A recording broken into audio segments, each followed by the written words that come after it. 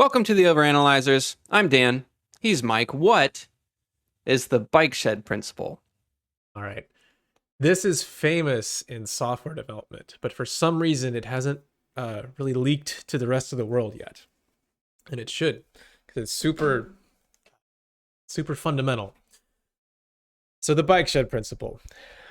There was this guy named C. Northcote Parkinson, I believe was his name. He was a naval historian, wrote a bunch of books, professor at Cambridge, stuff like that. And he has this book that he wrote called Parkinson's Law, which he's very well known for. Parkinson's Law says that any task that you do will expand to fill whatever time you give it. That's not what we're talking about. And this is a point of confusion. Parkinson's Law of triviality is totally different, aka the bike shed principle. So this guy proposed this scenario. It's just a hypothetical that he made up to kind of illustrate this thing that he's observed. He gives this example of some committee at some business or something discussing different items on the agenda. And so the first item on the agenda is this proposal to build a new nuclear power plant somewhere overseas. It costs tens of millions of dollars. And so the committee goes, okay, that sounds pretty good. I assume that, okay, everything's in order, right? I mean, we did the research and, I'm sure we have documents on that. And everyone says, yeah, it looks like it's good. Everyone goes, all right, yeah, let's do it. That seems like a good investment. All right. Item number 2, there is a proposal to build a new bicycle shed on the campus of the business or something. And everyone goes, where are we going to put it? And how big? And how much is it going to cost? And then one guy says, well, I think the roof ought to be aluminum. I have an aluminum roof on my shed at my house, and it's actually a great building material. And then someone else goes, no, like you don't want aluminum, tin, you're way better off with tin. And then somebody else goes, no, asbestos, like asbestos is the best material you can use, like it's state of the art or something. And this guy is old, so it's before we realize that asbestos gives you cancer. But there's all this discussion, right? And they're debating the cost of things and where it goes and whether it should be locked up or security and on and on. And they spend, an hour on this topic, and they eventually reach a conclusion, or they decide on something. They manage to save $50 from the original proposal. And then there's some third item on the agenda of the coffee for the office. And they spend hours debating the coffee and where it ought to come from and how it should be brewed and whether it's flavored or not and something. And they never actually reach a conclusion for the coffee. And that's his hypothetical. Were you familiar with this at all? Or this is famous in software, but like I said, I haven't witnessed it outside much. I'm pretty sure you told me about the bike shed like a year ago, and I don't think I've ever heard about the bike shed principle. Well, if you heard it from me, then it doesn't count.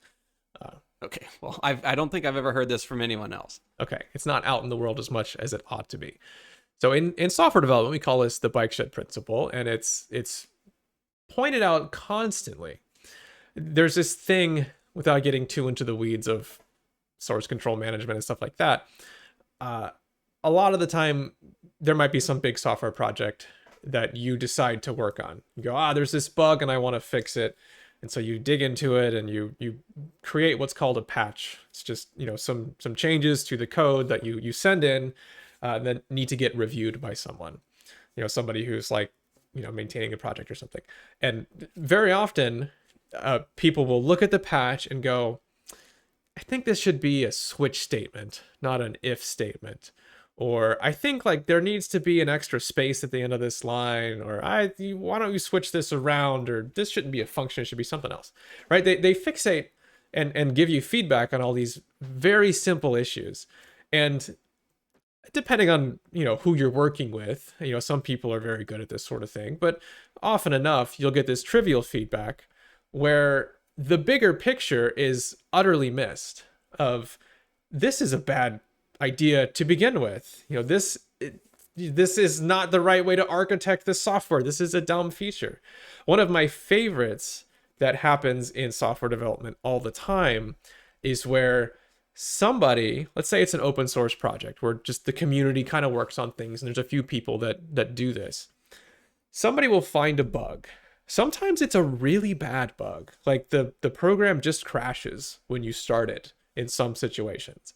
And they find this bug and they say, oh, look, I figured this out. Here's my fix for it. And then the maintainers will go, I really don't like your code styling. Do you think you can redo this? Or I don't really like the way that you've done this or that, whatever, right? Bike shedding. They sit there and start talking about trivial issues. And sometimes months will go by before eventually this thing gets merged in. And then people go, cool, all right, we got this fix in, and we made sure there weren't any syntax issues or something. Meanwhile, during that 2 months, the program was freaking broken and it didn't work at all. And that is a way more important issue than whether or not this little, code fix was formatted properly.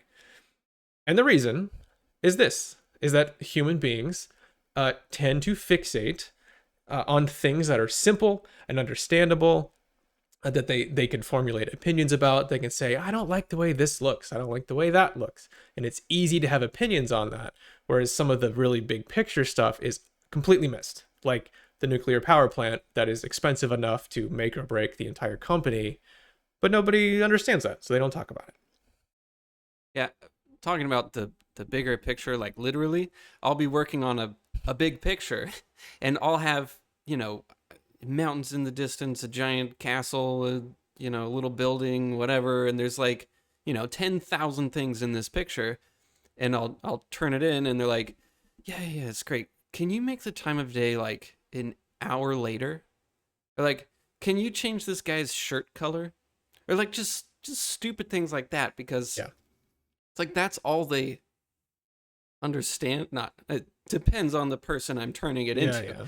But they fixate on these tiny little details that literally just do not matter at all. And I think it's because they feel like they need to say something, and the only thing they really understand or have any experience with are those tiny simple things. Like the only way I'm going to get better feedback is if I give it to an experienced artist or someone who really understands like this type of design stuff or this type of architecture or whatever. They can give me real feedback, but it's not always the case. But that's requires a very deep understanding and a lot of context and insight that most people don't have.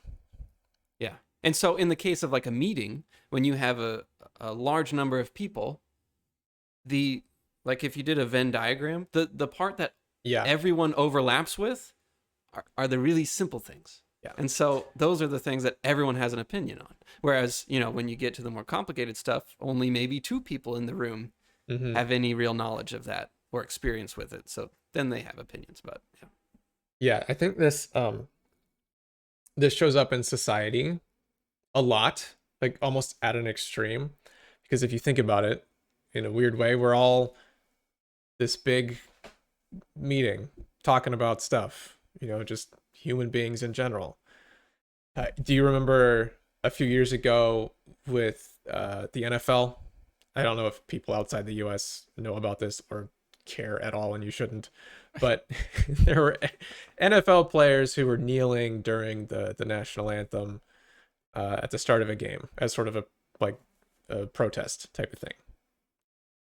This was plastered all over the news. It was all over social media. People having their opinions on I support it or I don't and whatever.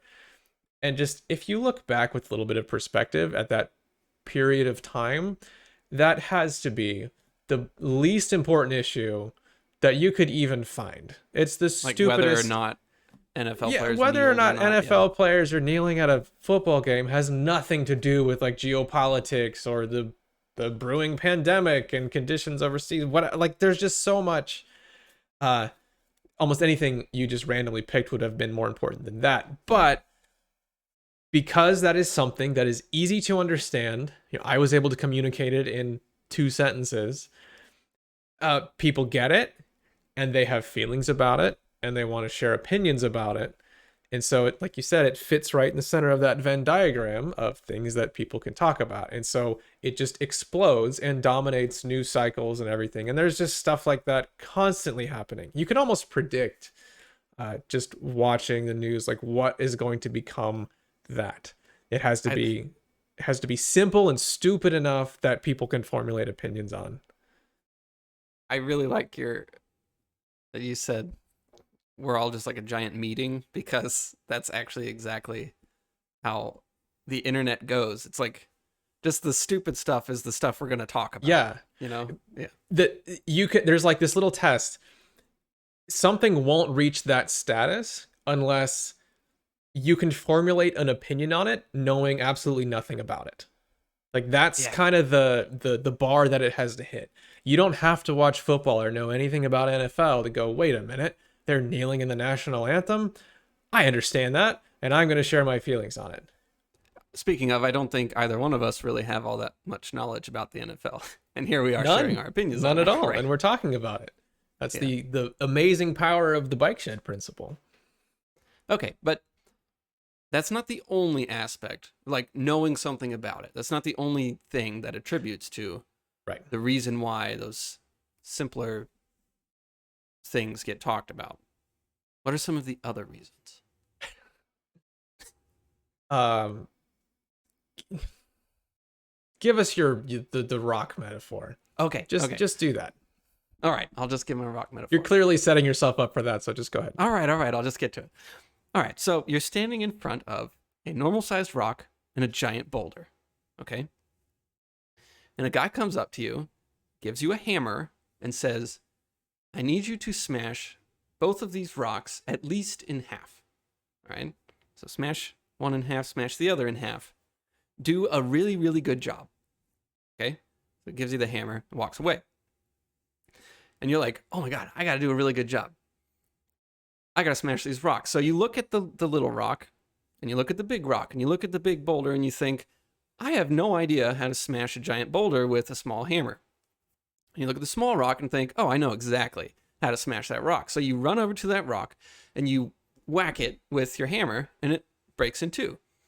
And then you look back at the boulder and think, I still don't know how to smash that boulder, but I want to feel like I'm doing a really good job, so I'm just going to keep smashing this rock. So you just keep smashing the smaller rock into smaller and smaller pieces, and you're feeling really good about yourself because you're doing such a good job on this small rock, until that whole rock is now just like this little pile of pebbles. And then you just smash all the pebbles into a fine dust. And you can just keep going indefinitely, smashing this rock into oblivion. And you feel good about it until one day you look over and you go, oh my God, totally forgot about the boulder.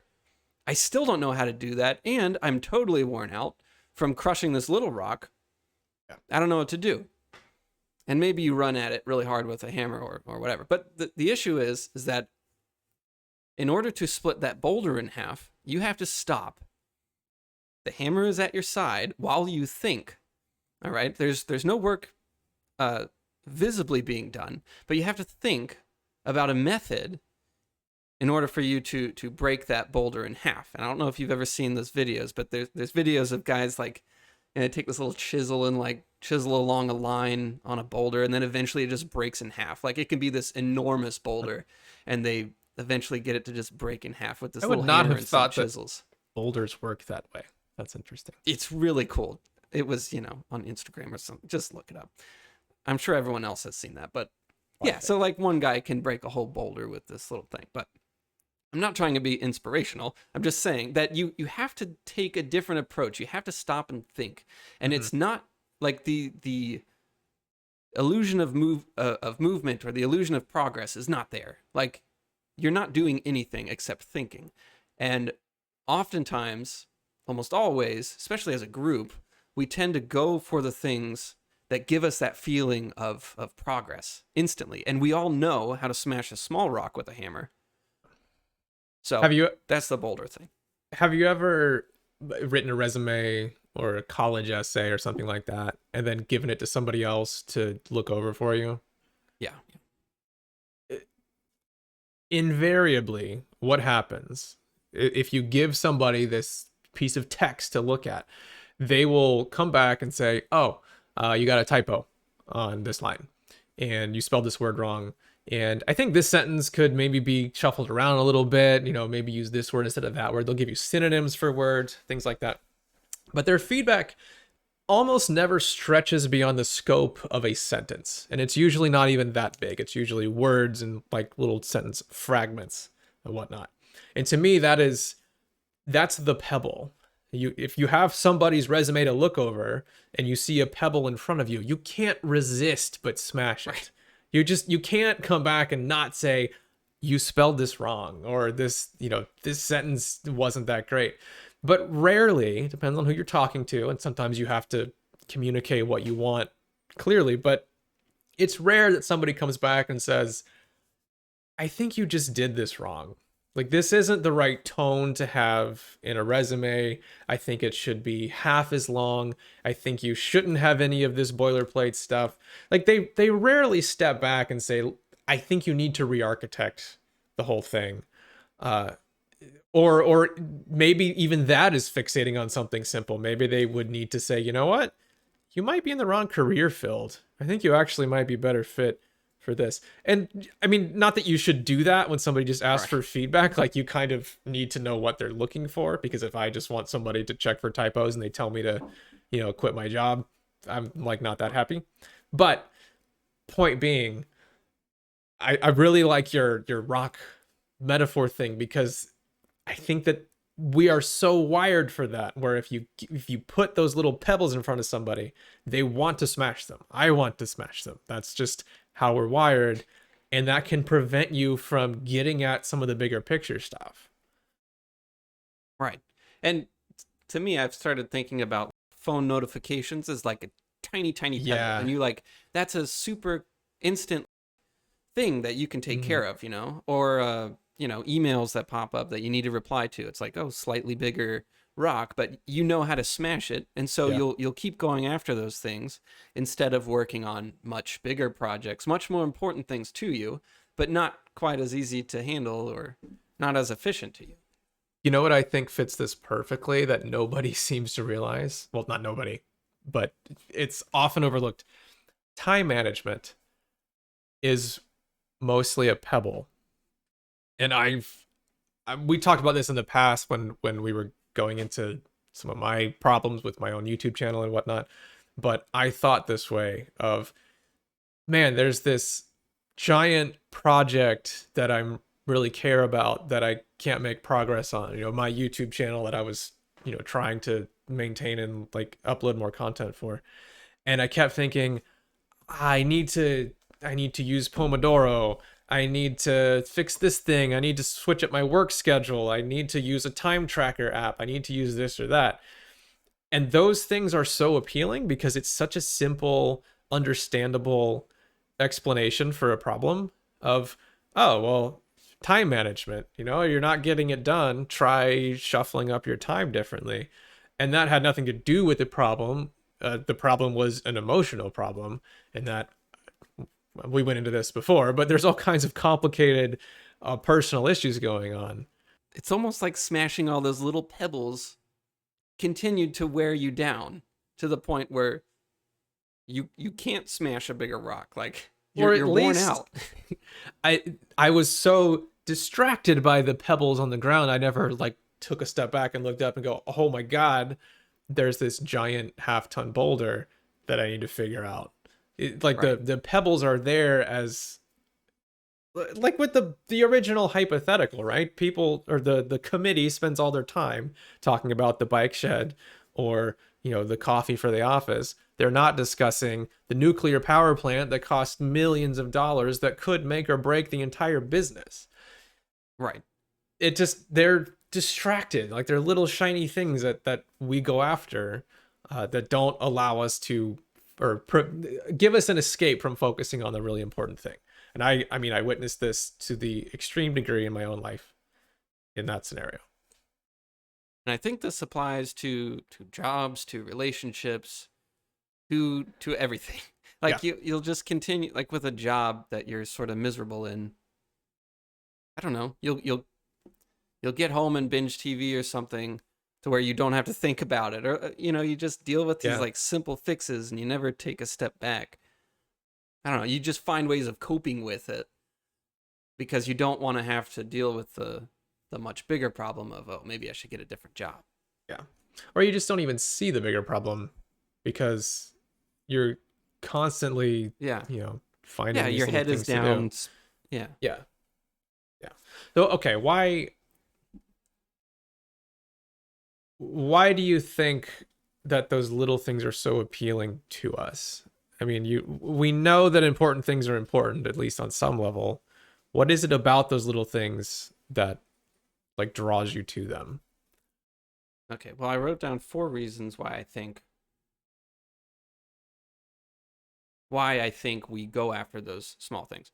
Number 1 is typically because they're urgent.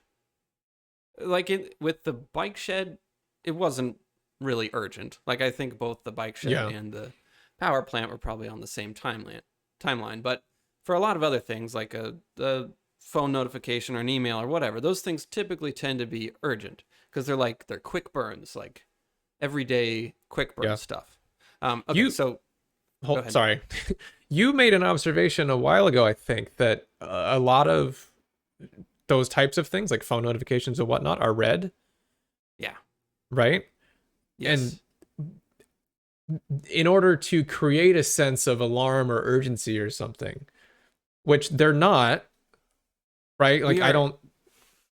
Yeah, we are hardwired to see red as blood. I mean, we just are. Like you see, and a little red dot registers in our brain as, something to pay attention to. Yeah. Like a little drop of blood. And if you notice, all your notifications are typically a little red dot. They don't need to be. They could be Right. that, but they do that to get you to deal with it urgently, to think, oh, I need to pay attention to this. So it stands out on your screen as something you need to pay attention to. Your brain needs to observe it and do something about it. Yeah, That's why I read. thought that was an interesting observation. So urgency, right? Number 1, urgency. Yes, urgency.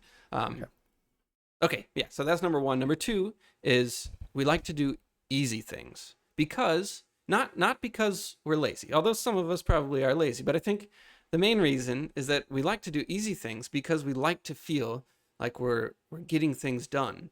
And those easy things immediately give us that. Yeah. Obviously, sometimes we need to do easy things, but if we're given the choice between an easy thing and a hard thing, we're going to go with the easy thing because it gives us that feeling of progress immediately. To me, in the most simple sense, we are wired to seek out dopamine rewards, right? Like that's the chemical motivator in your head, and we're able to get ourselves to do other things, but on a very fundamental level, that's our body saying, yeah, cool, good job, here's some dopamine and whatever. I think it's kind of similar to something we've talked about before, how in like a primitive environment where things are scarce and you're trying to survive, like with food, if food is scarce, then you need whatever calories you can find. And the best way to find those calories is in really calorie dense foods like sugar and fat and stuff like that. So we're pretty fundamentally wired from a survival standpoint to seek out something like that, like sugar, because if we need calories, that's the best place to get it. It's really calorie dense. And I think it's kind of... Well, we're supposed to take advantage of those things. Like, this is where we come from. We are primitive humans, and it was always survival. Yeah. It still is, but very different now. But we're the same. Like, but back in the day, you would go on a hunt or whatever, and if you came along like a little red berry, like a little red dot, as long as it's not poisonous, you grab it and you eat it, right? Because you need to take advantage of that instance. And that's how you stay alive, is when the rewards present themselves, you take them because they're very rare.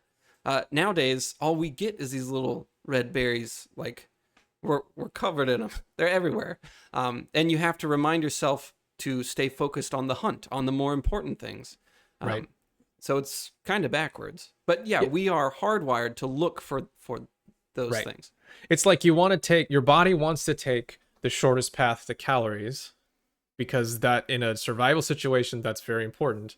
You know, you shouldn't go on a 10-mile journey to hunt down a, you know, a animal if you find one right next to you. Like, you need to take the easiest route to get them. And I think that we have a similar thing happening with the easiest route to dopamine, or the easiest route to some, you know, psychological reward for completing something. If you have the boulder in front of you and you have the pebble is a way simpler way to get it. And so we are deeply wired to want to do that.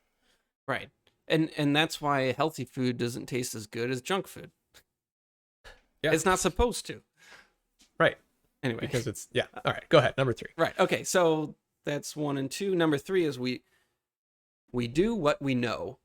We always go to the thing that we know. This is why I've avoided cars like my whole life, because I don't know what I'm doing with a car. So You mean fixing a car, not fixing a car. I know how to drive a car. But yeah, I will look for other solutions, like taking it in somewhere or finding someone who wants to work on it. But I avoid the things I don't know and try to stay in environments where I do know what I'm doing. We all do this. And so that's a reason why we choose not necessarily simpler things, but we stick to the things that we know. And in the meeting, like with the bike shed and the coffee and the nuclear power plant. Yes, the nuclear power plant. It's a made up thing, so you don't have to remember it perfectly. I just couldn't remember the word nuclear. But anyway, in the Venn diagram, we all talk about at the same time about these things because we all have some experience. Yeah. Yeah. So we all talk about things we know. That's what I was trying to say. Yeah. And the actual name for that, I think, is ambiguity aversion. Pretty sure that's what it's called. We are just, if something is an unknown, it's scary. We're wired to not seek out something unknown. If it's familiar, we want to go with that. Just like we're afraid of the dark because we don't know what's in there. Right. We should be afraid of that. So we're supposed to think that way. So anything ambiguous, anything ambiguous, we're going to shy away from. And then I guess I already said this, but we like to feel like we are getting something done. That's why we choose the easy things, because we like to feel like we're working hard. And so that easier stuff gives us that. Yeah, the reward mechanism type of thing. Yeah. Okay, so to kind of summarize those things for myself, the way I see it, very, very often we rely on like emotional decision making, right? You Right. see something in front of you, like the pebble, the typo in somebody's resume, and you think, oh, I can fix that. And that brings a reward. It's understandable. You know that person's going to go, oh yeah, thanks. I missed that. It kind of checks all those boxes. The urgency, urgency to us means that it's important, but it isn't always, or it doesn't. Something that isn't as time sensitive could be just as important or more so, but the urgency creates that feeling of, a need, emotional need. To me, it's just basically we are reasoning with emotions rather than with a higher level reasoning of saying what actually is most important. This nuclear power plant is a big deal. I might not understand it. It might be difficult for me to share an opinion on it because it's big and difficult, but it is infinitely more important than the bike shed, and this is what we should spend our time on. So like the theme across the board is emotions versus calculated reasoning. We, in the same way that if you want to eat well, you have to do some thinking and figure out what foods you're going to eat. If you simply go by what is the most desirable to you all the time, you wind up eating really poorly. And for some reason, we pretty much have that sorted out with food. I mean, at least in the sense that we get that principle. We know that you shouldn't just go into the grocery store and fill your cart up with sleeves of Oreo cookies and eat those all the time. Like, we know that's not good. But for behavioral problems, like working on projects and whatnot, I don't think we think that clearly about it. We tend to just go by those emotional little rivers that we get carried down. So I think the go-to solution for everyone is that we always try to make ourselves better. We always try to, like, we promise ourselves we'll be better the next day, and we'll feel like doing more work, or we'll feel like doing those bigger things. But the reality is, or what's more beneficial is to change the circumstances. Like, those are more powerful than your emotions. You need something to override Mhm. your quickly changing emotions. And so for people who are very fit or are very focused on fitness, they always have this set amount of time, like every day or every other day or whatever, to always work on those important things to them. Whether they feel like it or not, they Yeah. always have that set time that's a very big priority in their life. And I think for me, that's made a world of difference. I now have a set time in the morning where I work on important things. I very strictly do not do quick, urgent, unimportant things, or slightly important things or whatever. I work on, Right. the big goals. And that set amount of time, like, it doesn't matter if I feel like doing it or not. I have that time, and that's what it's for. So, like with the bike shed thing, they should have made a rule not to talk about anything Yeah. but the nuclear power plant, and Yeah. Or that kind say of you guarantees that, yeah. right. You get an hour to talk about the nuclear power plant. You get 2 minutes to talk about the bike shed. Yes, because you need that, like, higher brain to recognize what's important. And Right. because if you just follow emotions, you'll end up talking about a bike shed forever, or smashing little rocks indefinitely. Hmm.